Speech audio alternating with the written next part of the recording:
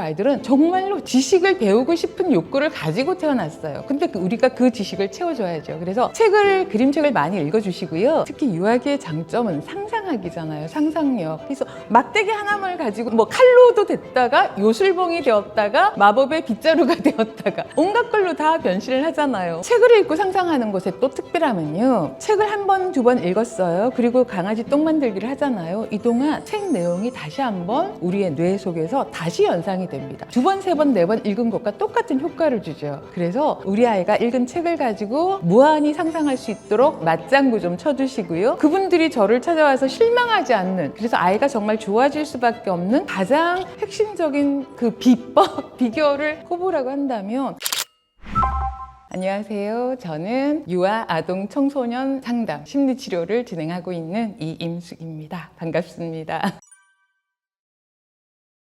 제가 아동 청소년을 중심으로 상담 치료하고 있잖아요. 근데 정말 사춘기에 접어든 아이들, 중학생이 된 아이들을 보면은 뭔가 이렇게 심리적으로 굉장히 불안정해지면서 정상적인 일상이 잘 진행되지 않습니다. 학교 가기를 거부한다거나 스마트폰에 지나치게 과몰입되어서 뭐 낮밤이 바뀐다거나 여러 가지 또 일탈과 연결되거나 이런 것들을 너무 많이 보면서 이 아이가 언제부터 왜 이렇게 힘들어지기 시작했을까? 왜 또 부모님은 그렇게 사랑스럽고 소중하던 이 아이가 언제부터 이렇게 속이 터지고 화를 낼 수밖에 없는 그런 존재로 변화하게 되었을까를 이제 원인을 자꾸 생각하다 보니까요. 대부분 우리나라 아이들이 말하는 거는요. 공부가 시작되는 즈음부터 스트레스가 굉장히 심해진 걸 알 수가 있었어요. 그래서 보통 우리가 4, 7세 때 공부를 보통 시작하잖아요. 한글 가르치고 수학, 영어 이런 걸 조금만 다 시작을 하는데 이 방식이 어떤가에 따라서 아이의 심리 상태, 정서의 불안정 정도가 굉장히 달라지는 걸 보면서 공부가 시작되는 4, 7세 사이에 어떻게 공부를 시작하고 어떤 공부 정서를 키워줘야 하는가에 대한 걸 계속 관심 가지고 연구하지 않을 수가 없었습니다.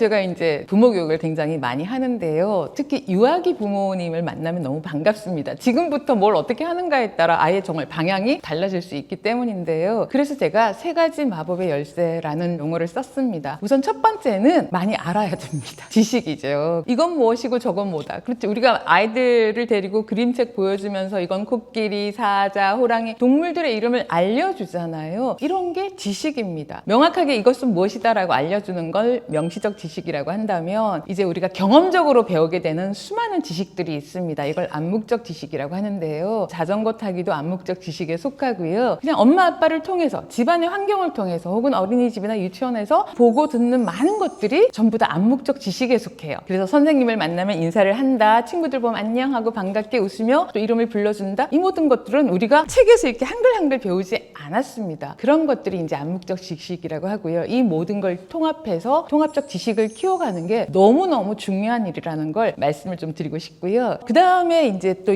유아기부터 잘 훈련하고 키워줘야 될 게 주의력입니다. 주의력이 뭔지 아시잖아요. 근데 제가 좀 더 설명드리고 싶었던 건 집중력과 주의력의 차이예요. 사실은 우리 인간은 태어날 때 집중력을 가지고 태어납니다. 누구나 다 집중력이 있어요. 어디에? 관심 있고 재미있고 흥미 있는 것에. 그쵸? 겨우 걸음마 하는 유아기도 보면은 5분, 10분씩 좋아하는 거에는 집중하는 모습을 볼 수가 있어요. 제가 예전에 아이 키울 때 그 모습을 처음 발견하고 어머 저 어린아기가 10분 넘게 혼자서 뭘 하고 있네? 굉장히 신기했던 경험이 있거든요. 이제 그런 것들이 심리 이론서에서 다 말해주지는 않지만 제가 아이들을 많이 만나고 경험을 하다 보니 타고난 집중력은 누구나 있구나. 단 집중의 시간 정도는 사람에 따라 좀 다릅니다. 이거 꼭 아셔야 돼요. 기질적으로 한 번 시작하면 1시간, 2시간, 3시간도 진득하게 앉아있는 사람이 있고요. 저같이 20분, 30분 넘어가면 온몸이 근질거려요. 앉아있을 수가 없어요. 온몸이 찌뿌둥함이 집니다. 그렇다고 제가 해야 되는 일들에 집중 못하는 건 아니거든요. 다만 집중 시간이 좀 짧아서 좀 짧은 시간 동안 집중하고 쉬었다가 또 집중하고 그러면 정말 해야 할 일들을 잘 해냅니다. 그래서 타고난 집중력은 누구에게나 있다라는 걸 시작으로 그럼 주의력은 무엇이냐면요. 관심도 없고 재미도 없고 하기 싫은 거, 어려운 거 이런 거에는 이제 내가 의지와 노력을 가지고 딱 초점을 기울여서 그게 몰두해서 과제를 끝까지 해내야 되잖아요. 이 주의력은 키워줘야 합니다. 그걸 제가 4, 7세보다 중요한 시기는 없습니다라는 책에서 방법을 쭉 설명을 해주고 있고요. 또 3번째 마법의 열쇠는 자기 조절력. 내 마음을 조절할 수 있어야 되죠. 인간은 원래 감정이 굉장히 충동적으로 올라오거든요. 좋다 싫다 즉각적으로 충동적으로 느끼잖아요. 근데 수업 시간에 아이가 앉아있다가 선생님이 앞에서 이제 뭘 말을 하면 집중 집중해서 듣고 그걸 수행을 해야 되는데 하기 싫어 라는 감정이 충동적으로 올라왔을 때 주의력을 잃어버리거나 그냥 일어나서 돌아다닌다거나 이러는 거는 조절력이 부족한 문제이거든요. 그러니까 앉아서 집중을 못할 수 있습니다. 선생님 말이 귀에 안 들을 수 있죠. 하지만 지금 일어나면 안 된다라는 거는 내가 조절해야 되는 부분이에요. 그래서 이 세 가지 우리 아이들이 배경 지식과 암묵적 지식을 많이 쌓아가야 되고요. 그 다음 두 번째는 주의력을 지금부터 천천히 놀이처럼 주의력을 키워가야 되는 거. 그 다음에 때와 상황에 맞게 내 마음을 조절해서 맥락적으로 인정받을 수 있는 그리고 내가 충분히 그걸 조절해내는 힘인 조절력을 키워가는 거. 이 세 가지를 정말 강조를 드리고 싶습니다.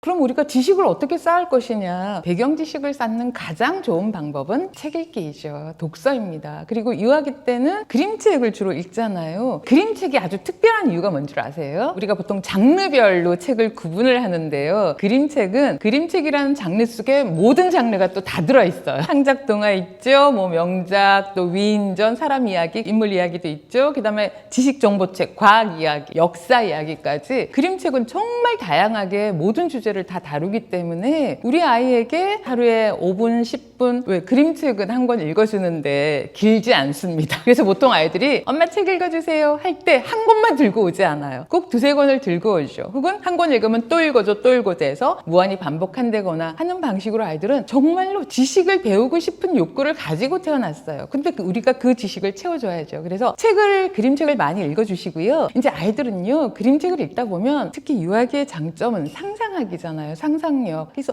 막대기 하나만 가지고 이 막대가 뭐로 변신해요? 뭐 칼로도 됐다가 요술봉이 되었다가 마법의 빗자루가 되었다가 온갖 걸로 다 변신을 하잖아요. 혹은 이게 갑자기 과자 막대가 되어서 먹는 신용을 하기도 합니다. 그래서 강아지똥이라는 책을 읽으면은 놀이로 한다면은 뭐예요? 강아지처럼 똥 누는 모습을 흉내내기도 하고 찰흙이나 아이클레이 같은 걸 가지고 강아지 똥 만들기로 하잖아요. 책을 읽고 상상하는 것에 또 특별하면요. 책을 한 번, 두 번 읽었어요. 그리고 강아지 똥 만들기를 하잖아요. 이 동안 책 내용이 다시 한번 우리의 뇌 속에서 다시 연상이 됩니다. 두 번, 세 번, 네 번 읽은 것과 똑같은 효과를 주죠. 그래서 우리 아이가 읽은 책을 가지고 무한히 상상할 수 있도록 맞장구 좀 쳐주시고요. 그걸로 놀이로 연장만 한다면은 우리 아이의 이런 능력들은 너무너무 잘 발달할 수밖에 없습니다. 제가 이제 4-7세에 대한 얘기를 많이 하다 보니까 보통 왜 부모님들이 두 아이, 세 아이 키우시잖아요. 그럼 우리 아이 한 명은 5살이고 한 명은 이제 18개월인데 18개월 아기는 어떻게 해요? 뭐부터 하면 되나요? 왜 미리미리 준비하고 싶은 마음이 드시는데 사실은요. 저한테 제 딸이 아기를 낳아서 손녀가 있어요. 그래서 정말 0세부터 지금 이 아이가 3년간 커가면서 제가 하루에 일정 시간을 꼭 가서 아이를 돌봐줬거든요. 그러면서 많은 분들이 물어요. 선생님은 아기한테 어떤 걸 가장 중요하게 생각하고 뭘 해주고 계세요? 아이를 우리가 잘 키우기 위해서 일반적인 거 다 해주는데 특별한 거 하나를 꼽으라고 한다면은 바로 그림책 읽어주기입니다. 정말이에요. 제가 4-7세에서 많이 강조했잖아요. 그림책 많이 읽어주고 그걸로 놀이 많이 하면 저절로 상상력들이 많이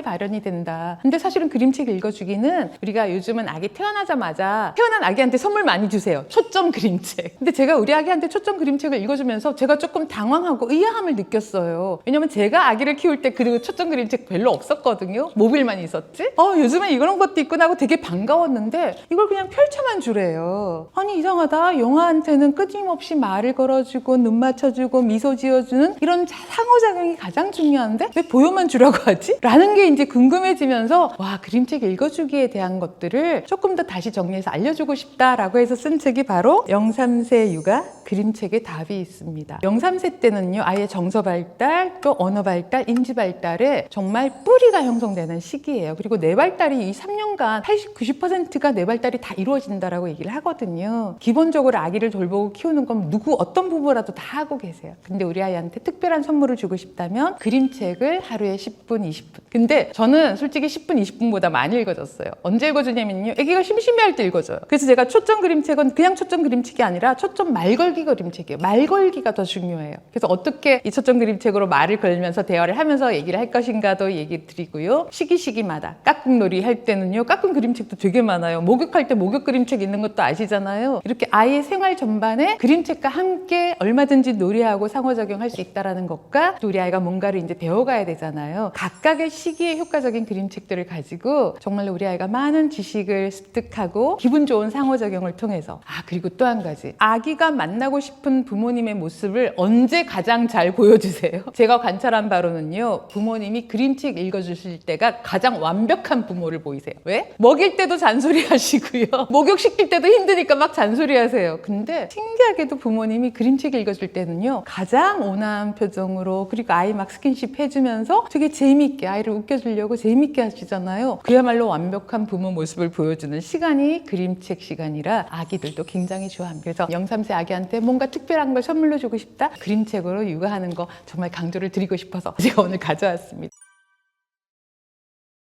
우선 첫 번째로 강조드리고 싶은 건 아이의 환경을 정리정돈해 주세요. 아이들은 원래 기질에 따라 차이는 있지만 그냥 이것 보면 이게 관심이 가고 저거 보면 저게 관심이 가고 밥 먹다가도 계속 딴짓을 하려고 하잖아요. 이건 굉장히 주변에 관심이 많은 건데요. 특히나 뭐 이제 한 4세, 5세, 6세 되어서 아이가 뭐 한글이라도 좀 읽기를 바란다면은 아이에게 부담 없는 방식으로 할 수는 있지만 요거 따라서 한번 그림 그려보자 했는데 애는 여기 이제 손 쥐고 연필 쥐는 것도 힘들고 따라 그리기도 힘드니까 딱 고개를 들었는데 딸은 내가 좋아하는 인형과 장난감이 있어. 그럼 이제 이거는 팽개치게 되는 거죠. 이때 우리가 필요한 건 정리정돈. 무수한 자극으로부터 조금 차단을 시켜주어서 아이가 지금 해야 되는 과제에 집중할 수 있는, 주의력을 기울일 수 있는 그런 정도의 환경에 대한 정리정돈이 꼭 필요하다는 말씀을 좀 드리고 싶고요. 그 다음에 상상력 놀이하기. 근데 정말 저희가 유아기 아이들을 자주 만나다 보면은요, 상상력이 풍부한 시기라 하지만 아무런 자극이 주어지지 않았는데 혼자 상상하고 앉아있기는 쉽지는 않습니다. 그런데 색종이 한 장을 들고 이 파란 종이가 뭐 같아? 하는 순간 이제 마구마구 와 바다 같아, 바다놀이 하자, 그리고 내 침대는 바다야, 이런 식으로 해서 내 바다에 놀러와, 이렇게 막 상상을 하기 시작하잖아요. 그래서 아이가 무한한 상상력을 저절로 발달시키지는 않습니다. 그래서 조금 적당한 자극. 근데 이제 부모님들의 고민은 내가 상상력이 부족해서 그런 자극을 잘 못 줘요 할 때, 그래서 제가 그림책을 읽으라고 권하는 겁니다. 그렇죠? 그래서 좀 다양한 장르, 그리고 다 사지 않아도 되잖아요. 요즘은 지역 도서관이 너무 잘 되어 있잖아요. 그쵸? 거기서 몇 권 빌려하다가 아니면 거기 가서 읽고 온 이야기를 가지고 상상을 얼마든지 할 수 있다. 이걸 좀 기억을 해 주시고요. 그 다음 세 번째는요, 우리 아이의 이 좋은 공부 정서나 자기 조절력이나 이런 걸 키우기 위해서는요, 우리 아이가 이렇게 되면 좋겠다라는 바람을 가지고 있어요. 그쵸? 그래서 이렇게 해야 된다를 자꾸 가르치고 설명하시잖아요. 그리고 혹시 아이가 거기에 미치지 못하는 행동을 보일 때는 그러면 안 돼, 이렇게 해야 돼, 이렇게 가르치시는데요. 이게 뭐 꼭 틀린 방법은 아니지만 사실은 크게 효과는 없는 방법이에요. 왜? 결국은 내가 잘못됐구나라는 메시지를 아이한테 전달하게 되거든요. 그러면 별로 뭘 배우고 싶은 마음이 들지가 않습니다. 그래서 뭘 얘기를 하고 어떤 칭찬을 해줘야 되냐면요, 너 이제 새롭게 배웠구나, 이걸. 저 부끄러워서 인사 못하던 아이가 고개를 까딱하기 시작했어요. 말은 아직 안 나와요. 그럴 때 많은 분들은요, 안녕하세요라고 인사도 해야지, 말도 해야지, 이렇게 가르치시는데요. 그게 아니고, 와, 너 용기 내서 이렇게 고개를 까딱하는 인사를 했구나, 너무 멋있다, 짝짝짝, 이렇게 해주면은 나 이제 이렇게 고개를 숙이는 인사는 잘해 라는 긍정적인 자아감이 생겨요. 그럼 내가 할 수 있는 거잖아요. 그렇게 그 고개만 숙여서 인사하는 게 조금 익숙해진 한두 달쯤 지났을 때 너는 굉장히 잘 배우는 아이 같아, 이제는 조금 부끄럽지만 작은 소리로 안녕하세요 하고 한번 소리 내볼래? 이렇게 하면 아이가 또 용기를 내어서 그 다음 단계를 해요. 그럼 안녕하세요라고 작게 소리를 내었을 때 또 많은 분들은 마음이 급해져서 좀 더 크게 내면 너무 좋겠다. 아니에요. 와, 너는 용기 내서 소리 내어서 인사할 줄 아는구나 라고 우리 아이가 어떤 점을 점점점 변화 발전해 가는가를 칭찬해 주세요. 정말 이게 너무너무 중요하다는 걸 강조드립니다. 그래서 정말 저는 이제 상담실에서 심리적으로 어려움이 많이 생긴, 그래서 문제 행동이 많이 표출되는 아이들을 만나잖아요. 근데 이제 제가 경력도 좀 되고 책을 많이 쓰다 보니까 좀 알고 오시는 분들이 계신데, 그분들이 저를 찾아와서 실망하지 않는, 그래서 아이가 정말 좋아질 수밖에 없는 가장 핵심적인 그 비법, 비결을 꼽으라고 한다면 아이 속에 있는 보석 같은 좋은 점들을 찾아서 말해주고, 아이가 지난주하고 이번 주에 비해서 뭔가를 좀 지키려고 노력하고 조금 더 나아진 모습을 찾아서 말을 해주면 빛나지 않을 수가 없죠. 그걸 집에서 부모님들이 얼마든지 해줄 수 있을 거라고 확신합니다. 우리 아이에게 뭔가 문제가 있다고 생각되실 때 이렇게 생각해 보세요. 아, 우리 아이는 아직 배우지 않았어. 배우지 않았기 때문에 지금부터 가르치면 되는 거예요. 그래서 인사를 못하면은 친구들은 인사 잘하는데 넌 왜 인사를 못해가 아니라 아, 우리 아이는 지금부터 인사하기를 배우면 돼 라는 관점, 굉장히 긍정적으로 아이가 성장 발전해 간다는 관점, 그리고 문제다라는 인식이 아니라 배우지 않았을 뿐이야. 지금부터 내가 우리 아이한테 맞는 방식으로 잘 가르치면 얼마든지 발전할 수 있어. 그래서 제발 주변 아이하고 비교하지 마시고요. 우리 아이의 일주일 전, 한 달 전과 아이를 비교해 보세요. 우리 아이 한 달 전하고 비교하면요, 정말 많이 잘하고 있음을 확인할 수 있고, 그러면 부모님의 불안이 많이 해소될 수 있습니다. 꼭 당부드리고 싶습니다.